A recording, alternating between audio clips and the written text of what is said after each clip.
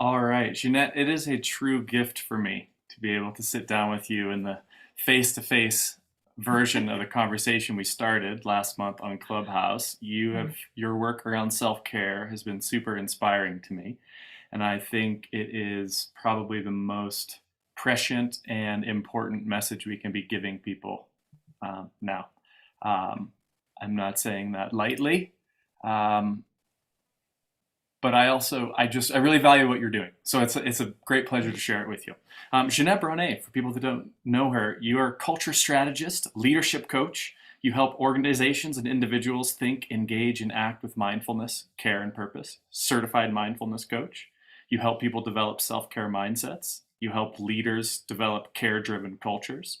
You help establish cultures of care, and you also kind of brand yourself as a rethinker, someone who's rethinking about culture. Yes. Did I miss anything in how you would describe yourself? Danish, All right. But you're in America now. but I'm in America now and have been for 35 years. And I think that's actually a great place to start. So, what did you notice the difference of workplace culture moving to the United States, and how did that influence the journey that you're on or have been on since then? Hmm. It's so interesting because I worked with culture in the 80s. We just didn't call it culture, we called it work, Mm, right?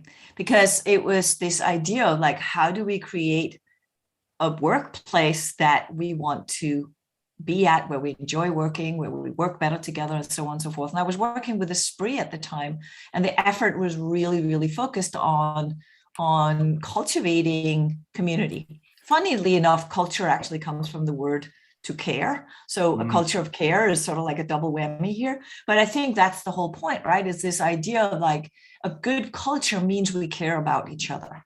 mm, And so one of the things we did was it was mandatory that we all went to have lunch together. And so when I first came to the US and I asked, where do people eat lunch? Not only did the person I asked look at me like most people don't eat lunch, but if they do, it's at their desk while working. And I was like, that's crazy. this is insane. So that was my introduction to American work culture, coming from a place where culture started with connection Mm, and collaboration and the simple act of mandatory lunch in the lunch canteen, not just because we were served healthy and good food and but it was just like I've never seen people do more for each other and be more available and engage with each other than I did in that culture, in that company. it's amazing. It was And a small thing, right? it's a small thing. It reminds me of one of my favorite teachers at CSU. She spent time in a Korean Zen monastery, or Korean, I don't know Mm, if it was a Korean Buddhist monastery. And yeah. she said the thing that she missed the most leaving that culture was this felt sense that there was always the gesture of the other person first. Yeah. So it was always, what can I do for you? It was that culture of always what is, and that was a really hard thing to adjust to, where we Yeah. often are trained to kind of be in looking out for me, right? And I Right. wonder, I mean, how this connects to the work that you do now, and how you see creating cultures of care. I know it's a big Right. question. Yeah, it's kind of a paradox, right? Because we Right. have this guilt thing about self-care because we Yeah. think of it as taking time out for us and just focusing on ourselves, and we're supposed to do all these things for other people. Yeah. Um, but if we continue in that sort of mindfulness Buddhist way of thinking, is that we can only be for others if we are healthy in ourselves, right? Mm, So if we really look at what that means beyond just nice words, because I hear it a lot these days where caregivers are burning out. Like I yes. work with a lot of companies that are either supporting or in some way working with with people in communities that are going through a really hard time right now, or frontline workers, or people that are supporting the health industry, or whatever, or health workers, and so on and so forth. There's so many aspects of this. Plus, then we have people who are just trying to do good work while navigating whatever is going on in their lives personally, and whatever's going on in the workplace, and everything in between. And it's the everything in between that I think we forget. Is that gray area that we tend to forget, that there's so much in that gray area of my world, work world, and all of that other stuff, right? So how does that relate to self-care? Well, self-care to me is a lot more about being caring, as in care about, rather than all the habits we're supposed to do. I get that there is no self-care without certain habits. I get it. Like, for example, I just mentioned lunch, which to me is a basic self-care habit. But the mindset that comes first isn't so much about me or you or for others first. It's about being more inclusive. So I see self-care in this way of thinking of it, and in rethinking self-care, as how do we create a more inclusive, dynamic connection where we communicate and collaborate from a place of care, not from a place of fear or stress, or who comes first and who wins, and all of these other things that happens in that gray area in between. And when we're running on survival mode, meaning we're drained, we don't get enough sleep, we don't even drink water, we don't eat, when we're just draining our energy all day long, we automatically go into survival mode, and we're going to look for what's not working. We've been talking about that in our conversations on Clubhouse, like what does that really look like, right? But what often happens is that people say, oh yeah, I need to take more time out for me. You can argue you do, but it starts before and beyond that. It's a perspective. It's a mindset that looks at what happens when we're looking at self-care and care, and that paradox that happens when we feel valued, when we feel seen, when we feel included. Then we want to be at our best. It's not something we need to remember or do or slot into our schedule to say, listen, I just need to go get some water before we sit down.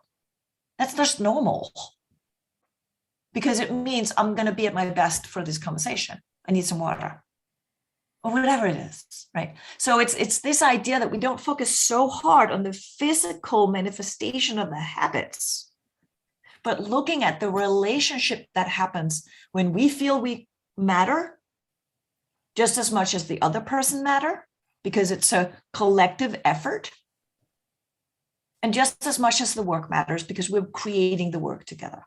Does that make sense? Like, it does. I know it's a little bit more complex to look at it that way, but I think that's actually how we think as human beings when we're in that place of feeling safe. I think it makes a lot of sense, particularly, and I wanted to zero in on this, how self-care is connected to other care, and how that, or care for my environment, and how that begins to blend, where it's not like I'm doing this for me so that I can help you, or I'm doing this to help you so that I can help me, but that there is this, it's a both and, in seeing all of the things connected. And Bell Hooks passed away the week before last, and her quote on love, one of the things she said is that self-love doesn't happen in isolation, so that we are connected, right? So it's powerful. I wonder if we want to use your CARE acronym as a way, because I think that's a good way to understand how my self-care and my attitude perspective of caring for myself connects with my attitude and perspective of caring for you, kind of in real time, if we're maybe in a stressful environment where we're meeting a deadline or thinking about meeting a deadline. Yes. And I want to point a nuance out. Please. Because we talk a lot about care for, but I think we need to talk about care about. Because when we care for, it feels like it's something we do. But care about has a whole different meaning. Care about means I'll pause and listen to you versus fix you lunch. And it means I'll actually stop and eat with you and listen for what you have to say and what you're going through, and just listen, because I don't have to fix you, because I don't care for you. I care about you. So that positioning is there, right? So when we care about, things change. When we care for, it's more that doing place. But when we care about, it's more of the being. It's the human being that comes through. When we care for, it's the human doing. Now, right now, if we're looking at frontline workers, for example, they care about and they care for. And I think one of the reasons why they're burning out is because they care so much about. And so therefore, they also worry. Because the other side of care is to worry. But we can go there in a little bit. So I want to just see that there's a lot of nuances in the care for, care about that really matters in our conversation about culture, for example, because if we care about something, we're aligned, for example, with the company's mission. Right? And that's what people want right now. They want to go to work and feel that they care about something, that it matters, that they matter, because the company cares about them, not just for them, with better well-being programs. But back to your question about the acronyms. Sorry, I went on a little rampage. No, that's helpful. That's helpful. It's like a perspective. It's an attitude or a positioning almost. And there is a sense of mutual respect also. Yeah. So that was helpful. I like the nuance. Good. And you can almost feel it in your body too. When you care for something, it almost feels a little bit like there's like a reaching. It's like I gotta do right? Not like you know. And I learned this, and I think I might have mentioned this in one of our conversations at Clubhouse. So forgive me if I'm repeating myself, but I recognized this when I was working with my dad, when I was sitting with my dad, waiting with him to die, and I was running around taking care for him, like I was caring for him, right? I was being the caregiver, and he said, "Can't you just come here and sit down, hold my hand, and we can talk?" Because that was the care about. And I saw that nuance there. Like I was running around making sure everything was okay. He's like, "I don't care if it's dusty. I care if you talk with me. I want us to just sit here together." I was like, good point. I get it. Right. And so I started recognizing the difference in that. And I think that's especially what happens right now, where companies are saying, what do we do to help our people? And so back to the acronym that you asked me about a little while ago. So self-care, the self-care mindset, is based on self-communication. Are we our own inner critic or own inner coach right now? Self-awareness, how does it feel inside? Like, how am I actually in there? Because that indicates a lot. How we feel affects our way of reacting or acting, and it gives us more information about what we need so that we can. Then the R is the self-responsibility. How do we take responsibility? How do we respect our own needs for what it is that will help us be at our best right now, or whatever it is that best looks like right now? And then self-expression. How do I speak up about what I need? Keep healthy boundaries. Who do I need to talk to and say, "Hey, is it okay if I, do this right now? Because I'm getting a little bit to my edge."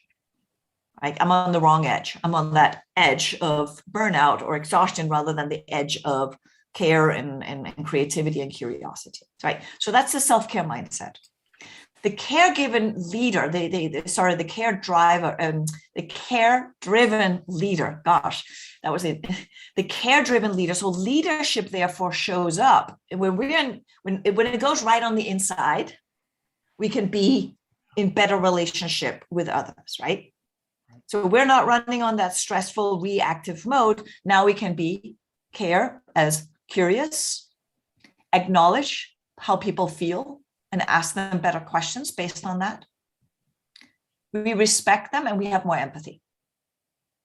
So the attitude with which we can engage, that's where the think, engage, act comes in, right? The way we can engage better with other people is from that place of, that's the intent, that's the attitude we have. And that helps bring forth a better way of communication and collaboration. And in the culture that then shows up that we have more clarity and courage, That's the C there. We have more agility. We're able to adapt and be more agile as a culture together. We can be more resilient and respectful of each other in the culture. And then we show up more empowered so that we can actually achieve excellence. Because now we feel like we have ownership over not only how we feel, how we engage and communicate with other people, but also how we own our work. Because we can speak up and say, this is what I need so that I can complete this task, for example. Right? So often we put on more and more and more on our plate, our real, not our real plate in terms of food, but that too, when we're exhausted. But that plate of stuff, of files and whatever workload we have, we put so much on plate because we keep saying yes. Instead of saying yes, and this is how I can do it, or this is what I need so I can do it, or so on and so forth. And so there's a lot of elements in a small, simple acronym here that allows us to understand how we can cultivate a way of working together where self-care is the foundation for how this whole thing changes. I want to spend some time on this because it's clearly layered and deep, and how that caring for ourselves, put on my own oxygen mask before I attend to another, that sense of getting right with myself in order to lead, that you said. And the first acronym of the care is self-communication. And this is, if I'm understanding this is the communication I have with myself. So this is this idea that Jim Lair's idea, the story we tell ourselves about ourselves is a very powerful story, or the quality of the voice we use, the dominant voice that we use and listen to talk to ourselves about ourselves is powerful. Is that what you're talking about here? Can you say a little bit more about self-communication? Yes. So self-communication is that tape that's running inside. It is that. So what I speak about is that idea that the inner conversation is basically self-hypnosis, right? Because it directs how we pay our attention. Yes. Right. So if I'm constantly critical and saying, this is not working, I don't know why this is never working for me. Oh, I'm just not good enough. Oh my God, I'm so scared that this is not going to be enough. Oh, I don't know if I can do this. If that's what we constantly say inside, that it is going to be how we pay attention. Right. And so that inner critic that's always scared, living in anxiety, let's have compassion for that. Let's not criticize the inner critic, right? Let's come into right relationship with the inner critic and say, it's okay. I understand that you're scared right now. What do you need so that you can? That's the inner coach. So that's a switch right there. So yes, part of it is the story we tell ourselves, I'm not good enough, right? We all have it. We all have a story. Mine is I'm not wanted. And so that will kick in, right? It kicks in every time I go into a room and feel like a piece of furniture, unless I start seeing people I know and they say hello and they actually want to talk to me. But if they're busy with something else, I immediately get this little like, oh, I'm not wanted. And then I can talk myself back out of that and be like, okay, it's okay. That's how you feel because that's part of that story that you've lived with since you were a little girl bullied in school. But now you're an adult and you can go in and you can start engaging with people. And if they don't want you, that's okay. You want you. Like my inner coach can be like my friend, but not because of sort of getting rid of the inner critic, but care about the inner critic. The inner critic is just a scared version of ourselves. So Natalie Goldberg says to thank them for their help. Thank you for wanting to help. And do you mind, would you actually just get some lunch for a little bit and then we'll bring you in because we need you here. Right. Inner critic. Yeah. But just not yet. Just right. Hold on. And then I wonder how this connects to mindfulness training. So that this way of attending to and being able to, as I understand mindfulness, is this cultivation of a non-reactive, non-judgmental awareness, right? Exactly. So I am aware. I am aware that this voice, I hear this voice coming up, and instead of being like, I can be like, I can have non-judgment to that voice. Is that parallel for you here too? It is. It's very much it, because I believe in bringing the inner critic along. Because when we tell ourselves to shut up, when we tell ourselves not now, it's not going to happen, right? It's like a little kid that says, "Mommy, mommy, mommy, mommy, mommy," and you're like, "Not now. Go get lunch, mommy, mommy, mommy." Like it's just not going to happen, right? Right. And so, like, I like Pema Chodron's way of working with making friends with ourselves. Because it is that more compassionate approach to self that says, I'm okay. I'm just scared right now. What do I need so that I have more confidence? Right. So I work with the inner critic differently, because I don't necessarily say to the inner critic to go hide over there and I'll deal with you later. Because I believe it's still in there, in that underlying. I believe in saying, hey, okay, inner critic, you're scared right now. What do you need so you can have more confidence? What do you need so that you can feel more welcome? What do you need so that you feel heard? Because I get that you're here because you're scared for me. I believe that you're trying to help. Yeah. Or, sometimes the inner critic will misunderstand a helpful situation as holding you back. Yes, I get that. But if your real desire is, I want to keep moving forward, you can say, I feel scared to move forward here. I don't know if whatever my work is good enough. Okay, what do I need so that I can feel more confident about my work? Okay, and now we're focusing on what we can do about it. And that's where this self-hypnosis comes in. When the way we ask questions of the inner critic helps us move to the inner coach and therefore shift our attention so that we can solve the right problem. Because the inner critic is probably not solving the right problem. So this is self-communication, the C, self-awareness of these different aspects that are happening. And then it seems like what you just did is move into self-responsibility.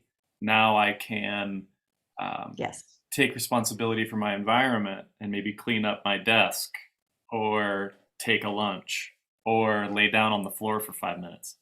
Yeah.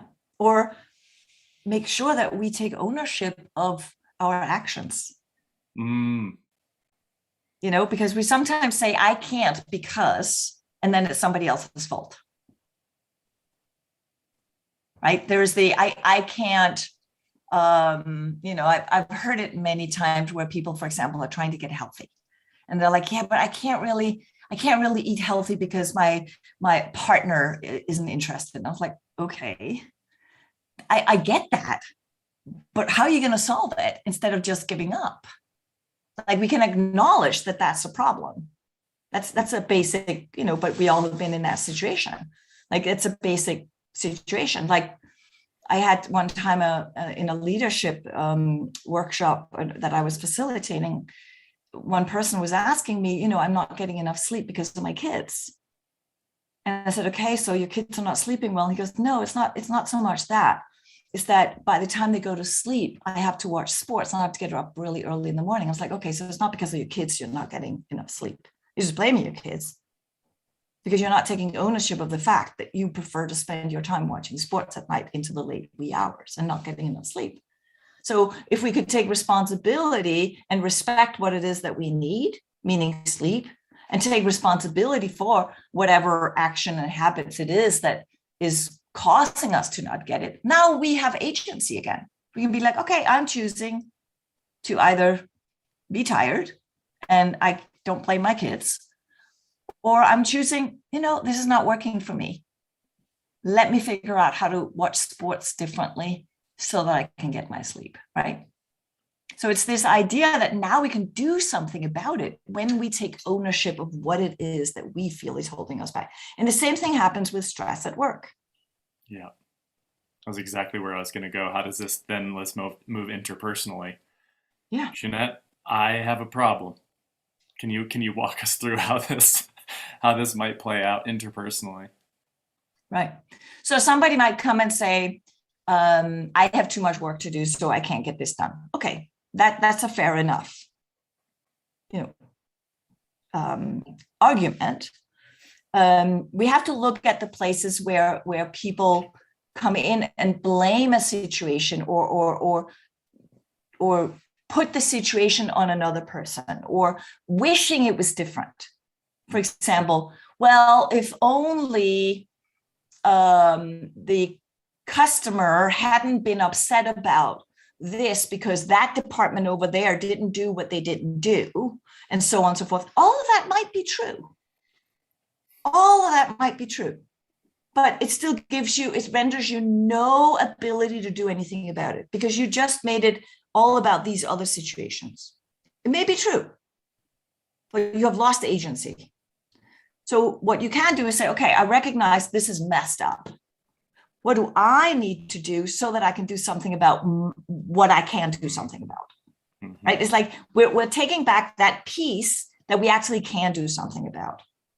And now we feel like we have agency again. And that is that is where we can start taking responsibility and own something that we can then do something about. Now we feel accomplished. Mm. So it's an interesting, because it's a bit of a nuance, right? Because things happen around us all the time. And we tend to, blame a lot of things that happen around us rather than acknowledge, okay, this really is messed up. So what can I do right now? And maybe sometimes it is to let it be and go focus on something else. That may be sometimes you just can't fix something, right?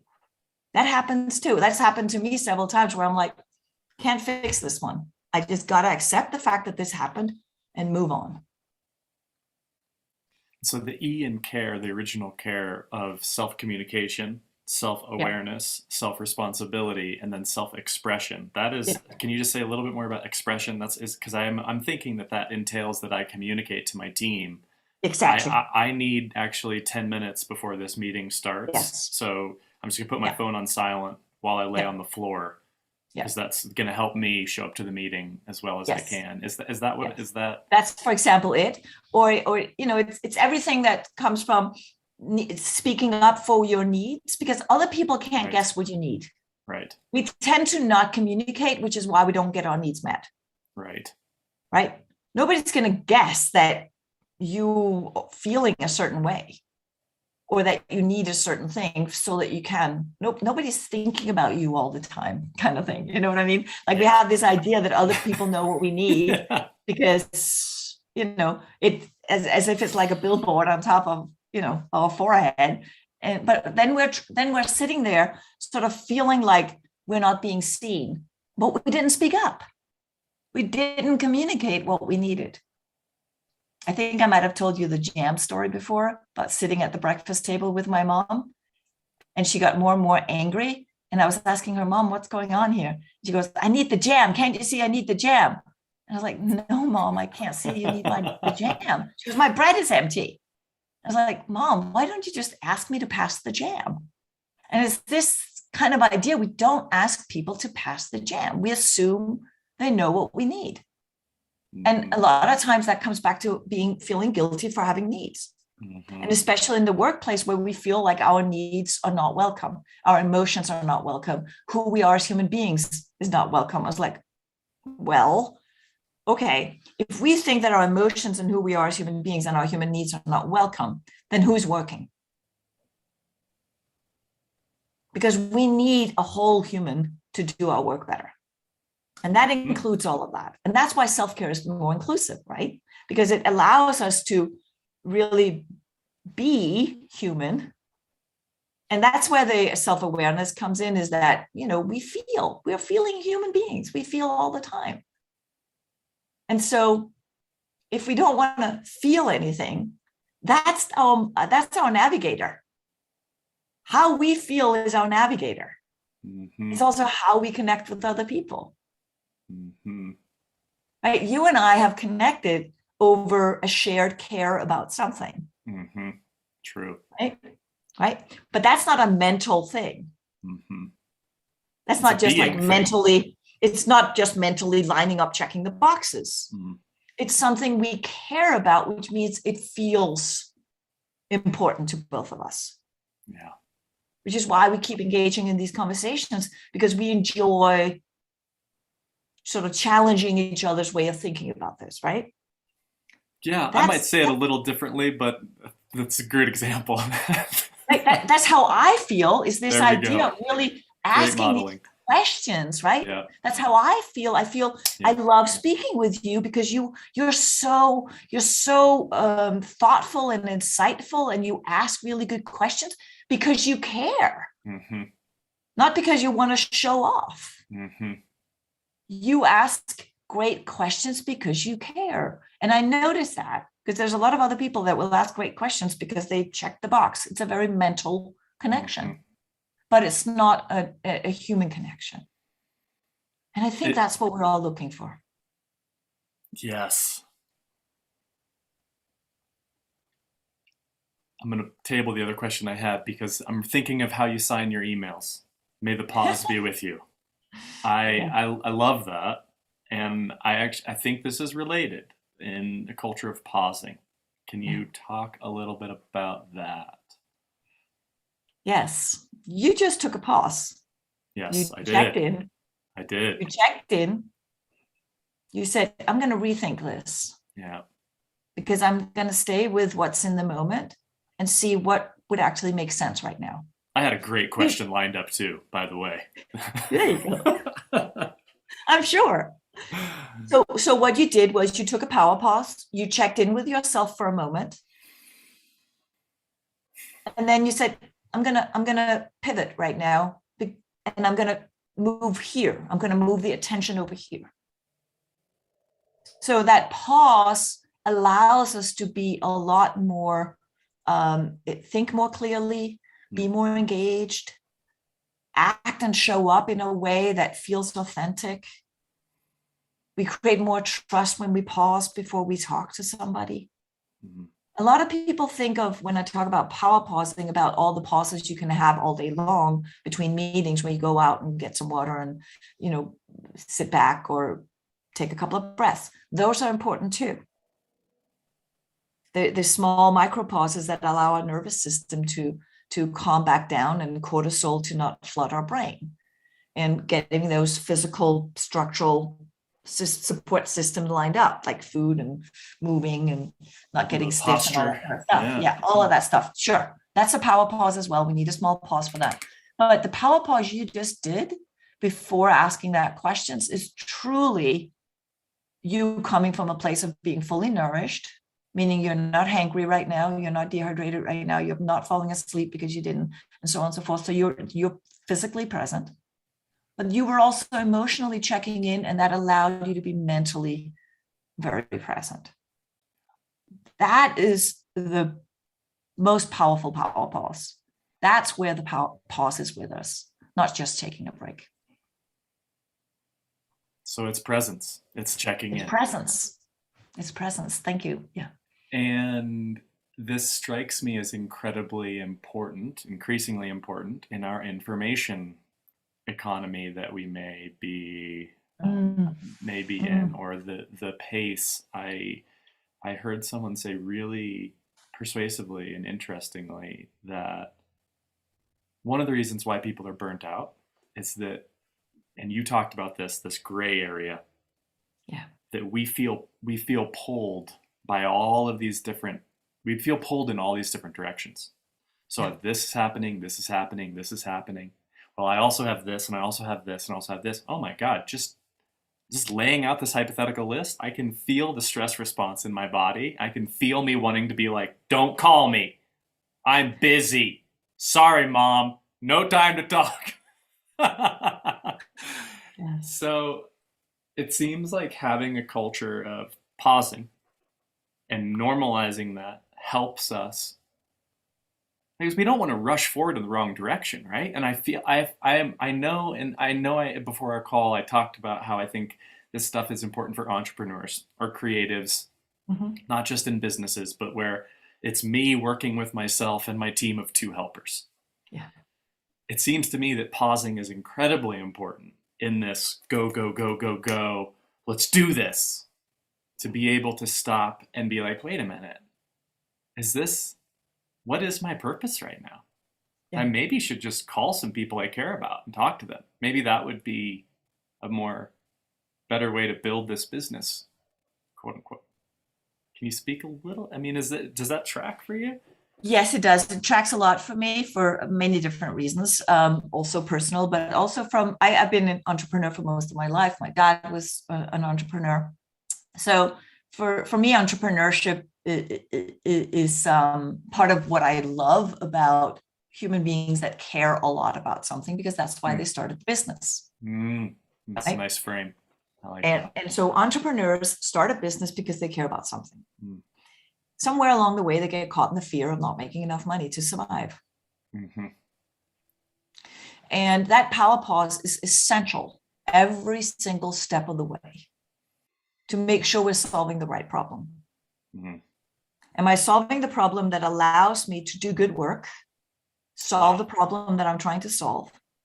Or am I making this decision based on scarcity, fear, the not good, like the inner critic, like there's not enough, I'm going to fail, versus the inner coach that says, listen, remember what you care about, do good work. What do you need so you can do this? One of them may be you need more money.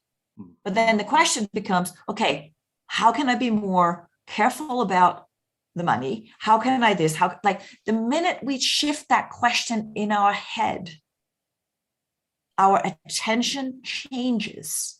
We reclaim agency and we can solve the right problem, especially for entrepreneurs that so fast fall into the pothole of what they're scared of, which is they're not going to survive. The business is going to fail.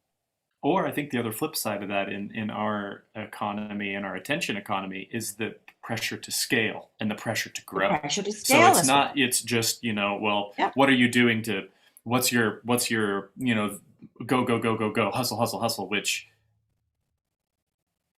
without that care becomes just, you burn out, right? Like no one starts a business because they want to get more Facebook likes. And if they do, good luck. Right? Unless you're Facebook.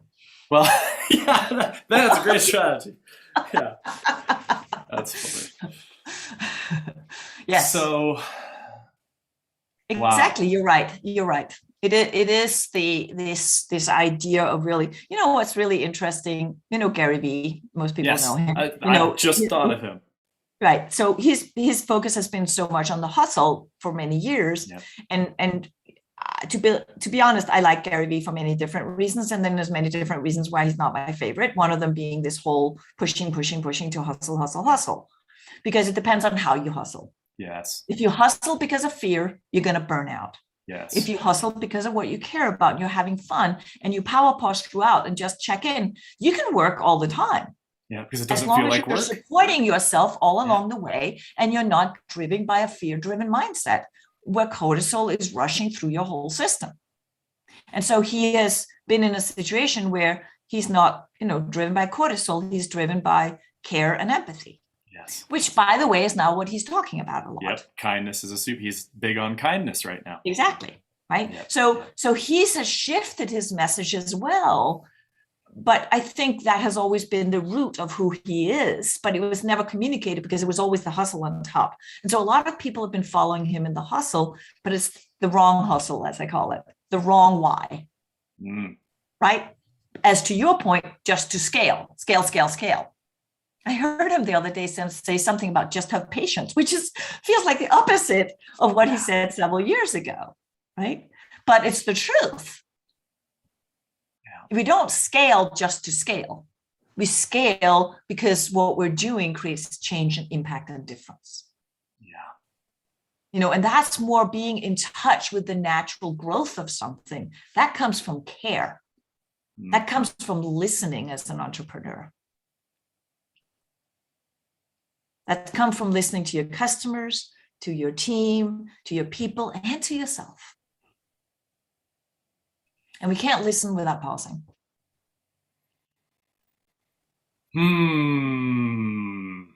That's good. That's really good. I wonder if kindness, would you say that kindness is a synonym for care? How is kindness and care? Kindness is an expression of care, a certain kind of expression of care, maybe? It's an interesting question. My dad always said to me, as a leader, You might not be kind, but you have to be fair.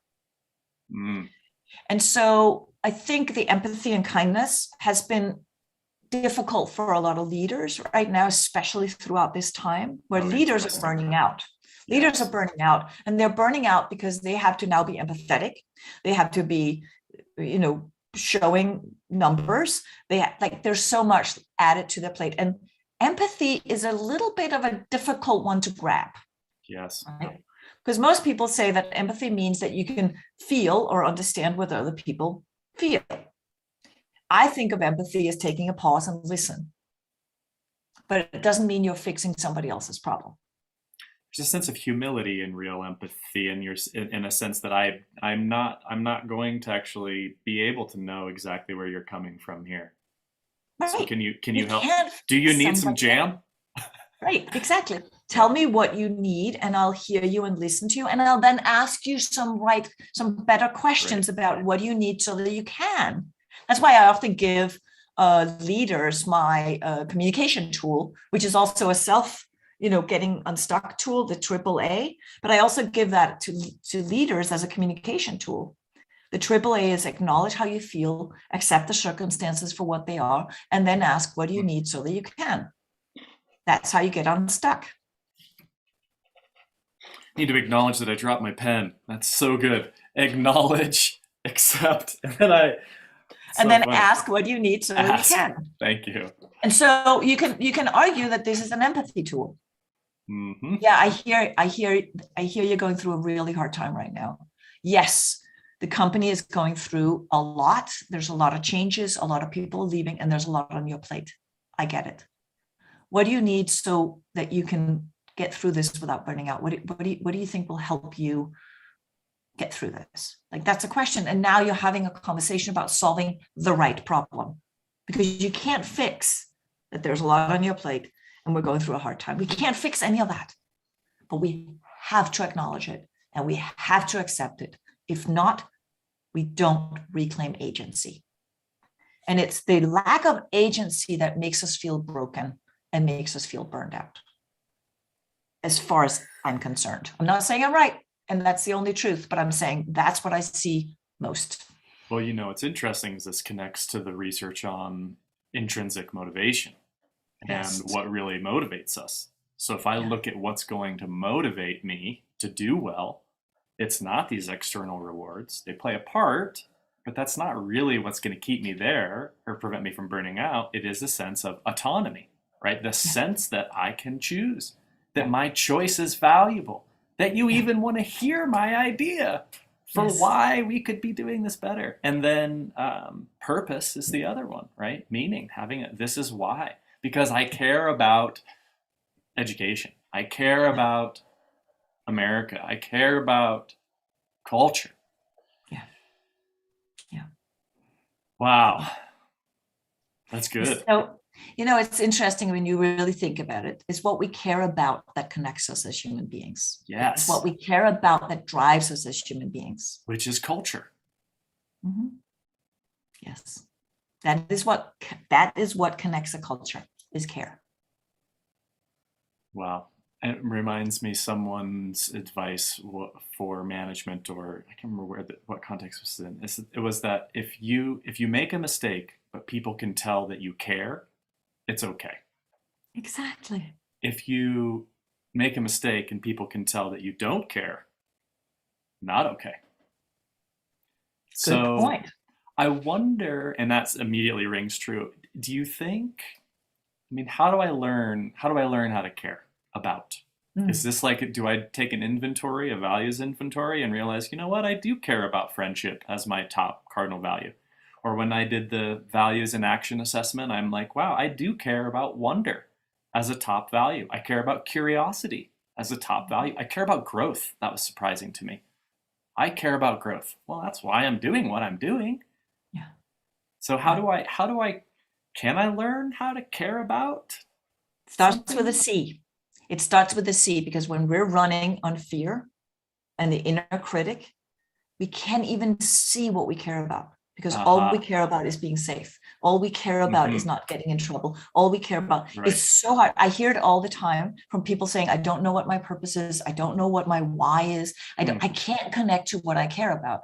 And I have to start out by saying, if your whole body and soul and heart and mind and everything is flooded with cortisol because you're running on stress and fear all day long, you're not going to be able to connect with your creativity, with your curiosity, with your care, with all of those things. We can't do both at the same time.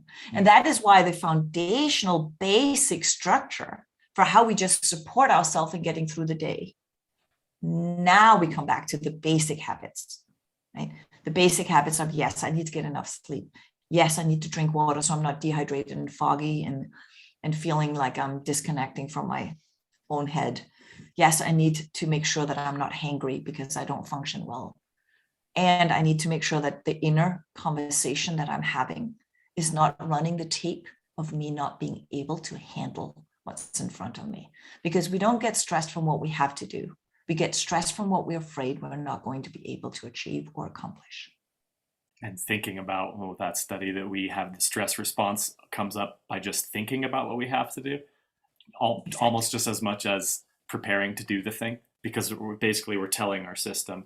The other thing on that practical tip that I found really helpful is on connecting to our care, what we care about, is to check out from screens, particularly social media after dark. So to really honor this, that when the sun goes down, if you can, that's not the time to be scrolling, or at least to really moderate that so that there is the space to do some reflecting, some reading. What am I naturally drawn to? Well, there's a clue about what you care about, right? So it does, and Thich Nhat Hanh says, if you want to connect with ourselves, you have to disconnect from our devices, right? Right. I don't think he says, I think it's interesting because I think I can connect with myself connecting with you. I feel connected. It's true. But hold on, let me just see what's going on my Instagram feed. All of a sudden, that's a different, and I think that's why younger people are, I don't want to say this, let me back up, a contributing factor to the stress and burnout on college campuses, which I would like to talk to you a little bit about for the college age population. One of my students this term did actually more students than ever this term did their research on mental health on college campuses, something related to that.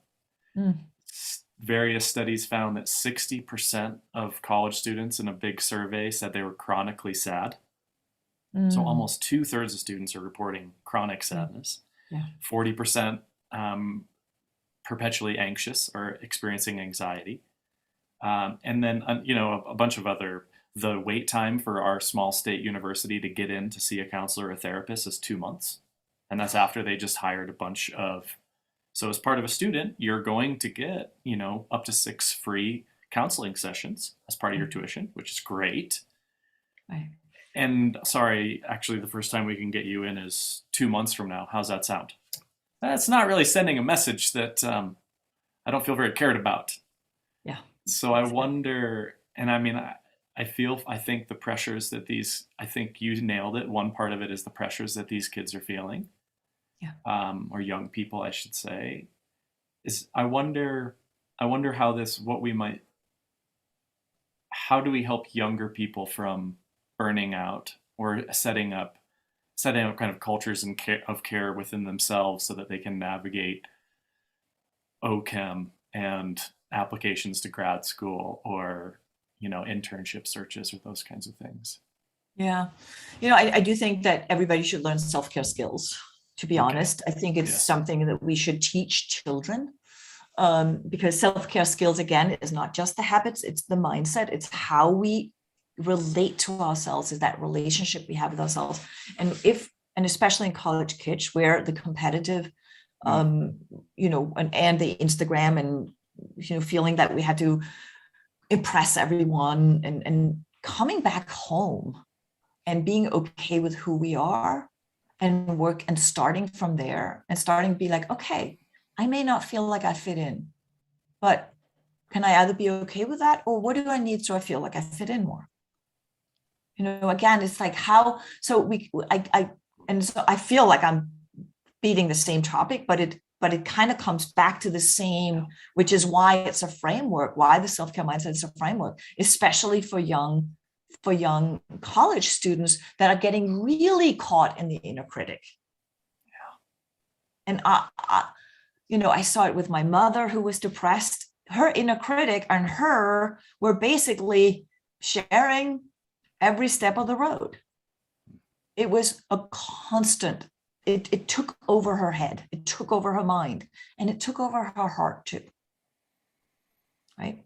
And the moment it starts taking over our heart and our soul, depression and suicide and all of these things starts hitting, because now there's no road forward. And so I think it's so important that we talk about how, you mentioned it before, how when we think about stress, we feel more stressed. It's the exact same way an athlete trains to do better every time. They imagine they're already doing it. And so the self-hypnosis happens the way we talk to ourselves all day long. That becomes the self-hypnosis. That becomes the way our bodies feel. It becomes the way we see the world. It becomes how we engage with everybody else, because this is now the relationship we have with ourselves. Or you can argue the story we're talking about, the story we're telling ourselves. But I think if I like to speak about it as the relationship we have with ourselves rather than the story, because the relationship comes back again to how we feel about ourselves versus the story, which can seem very mental. And it can sound a little superficial sometimes. And I want to come back to that as human beings, it's really how we feel that drives us. So yes, the story we're telling ourselves is not about being good enough, but can we then come back home and be like, how does it feel to not feel good enough? And what is it that I need as a human being to feel that I'm okay? Now that answer can come better, because it becomes a little bit more that human way of engaging with ourselves, which is what we're all longing for. We're all longing to be more human. And so I think especially on college campuses, where everybody is trying to fit in, trying to be better than anyone else, trying to get more likes, trying to, I was bullied in school, and I can totally relate to this sense of this sadness and the disconnect that happens when we don't feel that we're good enough and that we're okay the way we are. And I think the other interesting piece of this, as you're talking, is the feeling that they don't really have choice over what it's like basically just they're being told what to study and what to do.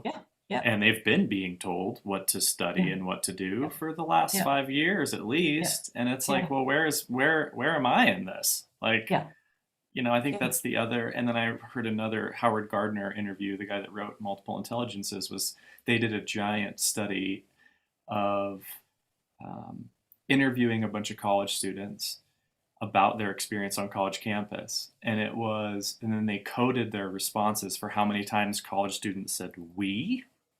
So us, our experience as college students versus me, my experience as college students is 11-1.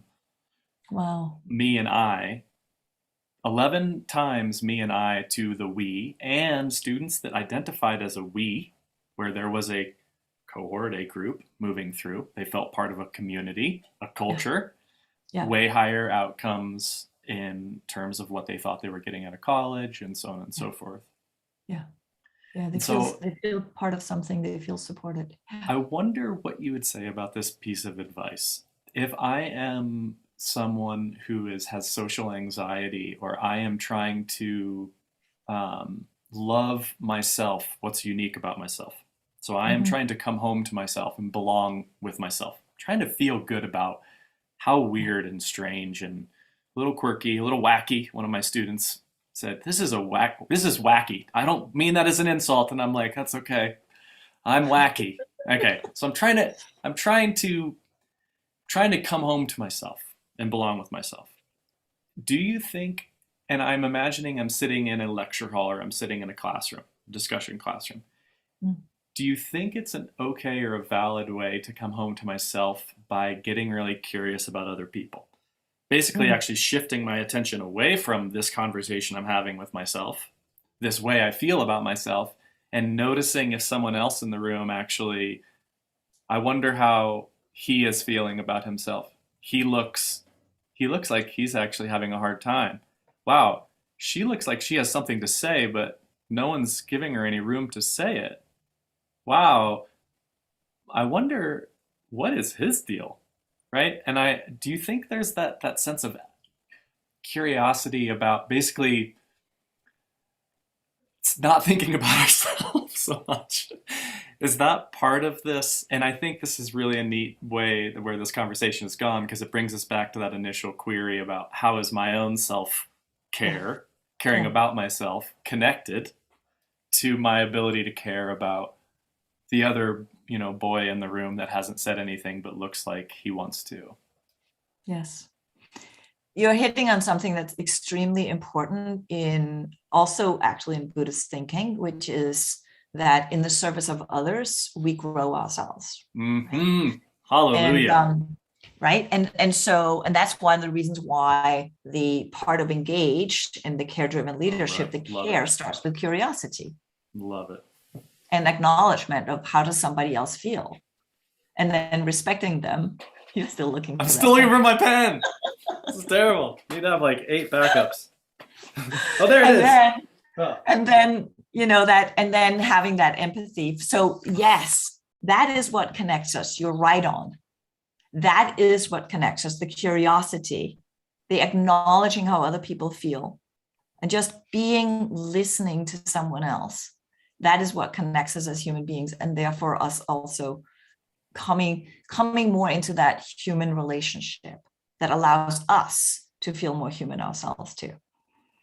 But you can see this is all very much sort of like, I don't mean for it to sound touchy-feely. I don't believe it is. I think it's actually quite, strategic, frameworky kind of thing. Yes. And because it's not about sitting there going, oh, just, more love. What does love actually mean? Love is not just a feeling. It's also a way of engaging and interacting and showing up. It's care about, And so I think this idea that at work, how do we actually connect as human beings? Well, we do that by being curious about each other.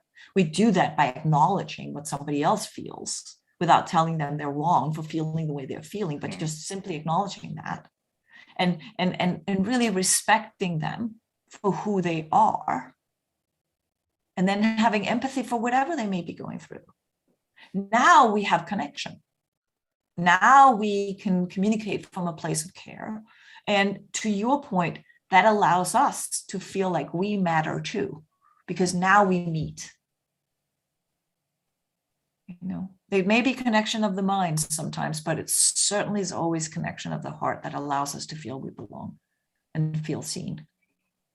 And I believe that that's one of the reasons why the distractions that happens when we connect with others through media becomes a very mental connection versus the conversations. And that's also one of the reasons why in the workplace, when we're only communicating via email and short answers because we're getting things done, we need to stop and pause from time to time and just having a phone call or a face-to-face or a Zoom where we can actually see each other and just being like, hey, I just want you to check in and see how you're doing. And not while shopping or doing something else. Because those are sending signals that I care about you. Yes. Pausing and spending that moment to pause together. Maybe sometimes we just need to pause before a meeting to land together or do something together. And I think that in colleges and as a college professor, this idea that people get a moment to pause before they have to answer, before they have to show up and know. But it's actually okay to pause for a moment before you have the answer. Because if not, once we get to the company, that pressure to know versus cherishing the I don't know yet, I'm going to find out, that is where real innovation and creativity in solving the right problem happens. Because I Asking the right believe that we question. rush to solve the wrong problem all the time Yes. because we think we have to know the answer. We have to solve it. We have to look at it. We have to fix it. We have to do all these things now, versus having just that pause and be like, it's okay to not have the answer. And actually, or maybe you have the answer, but maybe there's a answer beyond that answer. You know, isn't there a philosophy that it's not the first answer, the second, it's the third one that actually really, or the third idea? Isn't there something with that, like the first, second, and third idea? Like it's this idea that we think that the first idea is so brilliant. But if we start allowing that idea to just breathe a little bit and pause and land with it and start looking at the edges of it and pushing it around a little bit and being with it and being like, okay, how would that affect and how would that engage and how would that, you know, then we might be like, oh, how about this? You know, but in this environment where we have to not fail, you know, I know so many people talk about, oh, fail and fail fast and it's okay to fail. It's like, why do we even call it fail? Why don't we just call it, I'm trying this out and I'm sitting with it and I'm just working through this and seeing where it might want to go. Experiment. And give pause to that for a moment. It also, sorry to interrupt in the middle of it, I just got excited to say that I think the pause is required to ask good questions, to ask whether or not, you know, Josh Waitzkin, who's a learning specialist, wrote The Art of Learning. He is big on this, helping people learn to ask the right questions. Yeah. Asking, what if this were easier, is a great question to come back to. Yeah. How might I make this easier? Yeah. What resources do I have available to me that I'm not using? Yeah. It's a great question. Am I asking the right question? Yeah. It's a great question. Yeah. And he because recommends most of the asking time, these questions before going to bed so that we have some time to sleep on it, quote unquote, to be able to, which is a certain kind of a pause, right? Yeah. To me, self-care is about asking better questions, not getting stuck in what's not working, and instead ask, why does this matter to me? I call it the right why. We talk about the wrong, like we so often ask ourselves, why is this not working? And the way the unconscious mind works, it focuses on all the reasons why it's not working. And we'll come up with, well, all the answers why we suck. Mm-hmm. And that tends to be the last thing we ask before bed. I don't understand why this is not working. And then we can't sleep. Instead of saying, I acknowledge, AAA, I acknowledge this is not working. I accept that I'm really stuck in this. What do I need so I can figure out how to make it work? Let me go to sleep and let my unconscious mind figure that out. And that's how we wake up in the morning with good ideas sometimes. It's about shifting the question to what we want and need so that we can, rather than keep focusing on what's not working, which is essentially how most of us function every single day. And that is the road to burnout, is focusing on all the things that are not working. And we're solving the wrong problem all day long. That's tiring. Yeah. And that's how that pause allows us to shift the question. And when we change the question, we change the outcome, because we change the way we think, the way we engage, and the way we act and show up in the world. Well, that's a powerful place to end. I know we're at an hour, and this could go on for days. So I want to be respectful of our time. Is there anything else that's come up for you that? So many things have come up, and as you said, we could keep going all day. So, but I think we're good. I'm sure that there will be a lot of questions from people out there, and I don't know, is there comments on this YouTube thing? There is. I still need to figure out how. I need to figure out how that works, and I will. Yeah, so maybe we can start a conversation here instead of ending it. That sounds fantastic. Yeah. And we can explore the questions that are the most powerful to ask. Take a pause. Yeah. Well, I feel enlivened, and I have more energy than when I started, which is saying something, because I was pretty jazzed when this conversation started. But I feel calmer and more, I'm ready to kind of move through what I need to do with a little bit more presence, because I feel like that's part of my self-care move today. So maybe that's a good question, is what are What are your some concrete self-care practices that you might engage in today or this week that other people might enjoy I hearing am about? I am very much of a non-structured self-care person, which I is one love of the it. reasons why I don't talk about habits. I That's will, interesting. That's good. yeah, I will use the framework and I will check in and be like, what do I need right now so that I can? So I'll do that before every meeting. I ask myself that. Mm, So it may come up that I need to go for a walk, or sometimes my dog is like looking at me with cross leg and be like, mhm. hello, that walk we were supposed to do. But sometimes I need the walk too. Sometimes I just need to, do the small things. Sometimes I need to twist and turn. Sometimes I need to hang on my thingy-majiggy that makes my legs go upside down so that blood can come down into my head. Like the small things all day long. I do it all day long. It's the small stuff. It's the small moments that help me get to the end of the day and not feel drained. So those are my self-care things. And then I do check in to see if there's something that truly bothers me that I feel that I need to communicate to someone. And if that's the case, I'll write it down on a piece of paper so that I can put it aside and remember that later on I'm going to have this conversation. But right now I'm going to focus on this. And that's something that comes from my time as a gymnast as well. You can't be safe if your mind is somewhere else. We don't do good work. We don't connect with each other if our mind is somewhere else. So I always come back to, where's my mind right now? What do I need to solve? What do I need to put aside so that I can be present for every single next thing I'm doing? And that's one of the reasons why I need to power pause throughout the day. And yes, that does mean taking a couple of minutes here and there, but I'm a lot more effective in the work that I do. Well, I'm so glad I asked that question because that's an even better place to end than the other one. Jeanette, thank you so much. People can find you at JeanetteBronée.com. I'll put the link in the description and get some timestamps up so people can navigate this conversation. It's been a real joy. Thank you so much for spending time, and I hope that it's as a gift for other people as it was for me. It was a gift for me too, Sean. I always so much enjoy our conversations. I appreciate Thank you. you, and enjoy upstate New York. Thank I you. will I will in I will enjoy upstate Colorado. No one says that, but I'll enjoy northern Colorado. Yes. And we will maybe schedule another one in the new year to see how care in 2022 looks, because that's another big question that. Oh, yes. Karen 2022. But let's ignore that. Scratch that from the Let's just record. say This have a is meaningful holiday, whatever that yes. looks like to you. Thank you.